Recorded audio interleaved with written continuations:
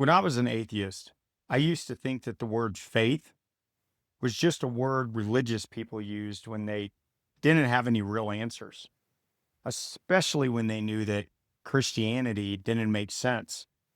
See, I'd ask honest questions about God or evil in the world. And the most common response I heard was, well, you just got to have faith. It felt like a cop out.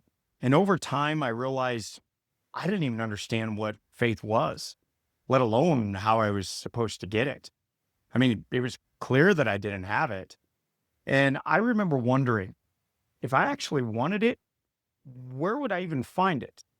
See, at the time, faith felt like some kind of imaginary ability to believe in unreasonable things, like saying, I have faith in Bigfoot or unicorns.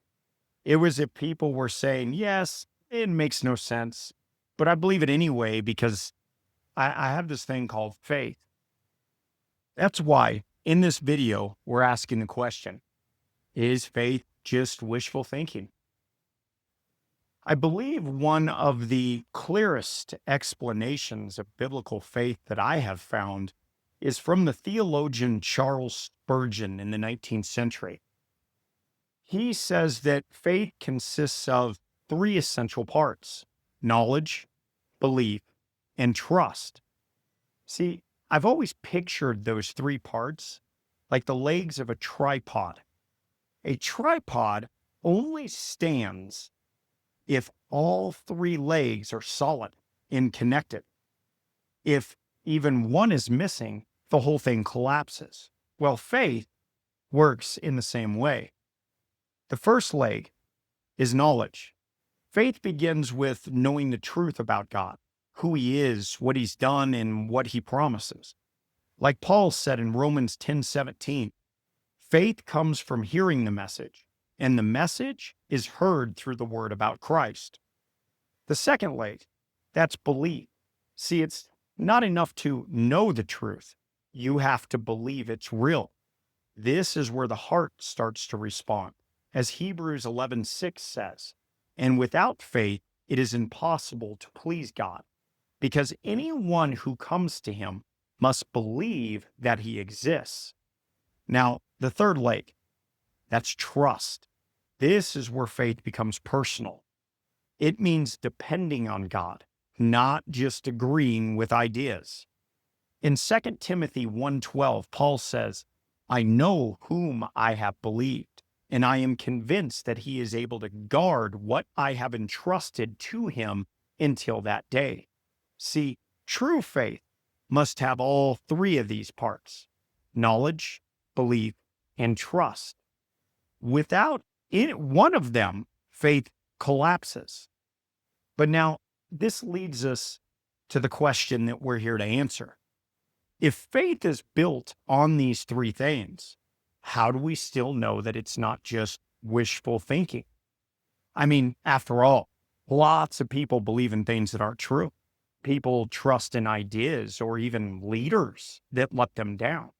So what makes biblical faith different? The answer is this: it's not just the structure of faith that matters. It is the object of your faith. Biblical faith is not about believing in something because you want it to be true. It's about trusting in someone who has proven himself to be true. We have knowledge through Scripture that is anchored in history, fulfilled prophecy, and the eyewitness testimony of Jesus' life, death, and resurrection. We respond with belief because the evidence points to a God who is not just real, but good. And we trust because this God has never failed his people, not in ancient times and not today. However, real faith isn't just about agreeing with the truth. It reshapes our hearts and lives. And when faith takes root like that, it shows. That's why the Bible is clear. Faith without deeds is dead. Not because good works earn salvation, but because living faith produces a living response. Like theologian John Calvin expressed. He said, "It is faith alone which justifies, yet the faith which justifies is not alone. True faith expresses itself in love, grows in holiness, and leads to action, not out of fear, but because the heart has been changed by God. That kind of transformed life isn't built on emotion alone. It is grounded in something real. Biblical faith is not belief without evidence. It is a response to evidence. Christianity doesn't ask us to close our eyes and leap into fantasy. It invites us to look at the historical record, to weigh fulfilled prophecy, to consider the eyewitness accounts of Jesus' life, death, and resurrection. This isn't blind faith. It's informed trust, built on reasons that stand up to scrutiny. See, wishful thinking says, "Man, I hope this works out." True faith says, "I trust the one who has proven himself trustworthy." So is faith just wishful thinking?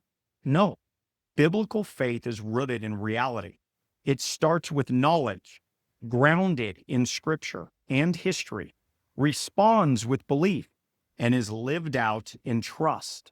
It's not blind, it's not hollow, and it's definitely not a leap into fantasy. Real faith doesn't ignore the evidence, it follows it. And when that evidence points to Jesus, who lived, died, and rose again, trusting him isn't just wishful thinking. It's the only response that makes sense. And that's what this channel is all about. Here before the gates, I tackle one question at a time. Questions about God, the Bible, truth, and the Christian faith. So if you want to go deeper in what you believe and why, hit the subscribe button. Leave me a comment down below with your question. And like this video if it helped you think more clearly. Because the truth can stand up to your toughest questions. And the truth is worth finding before the gates.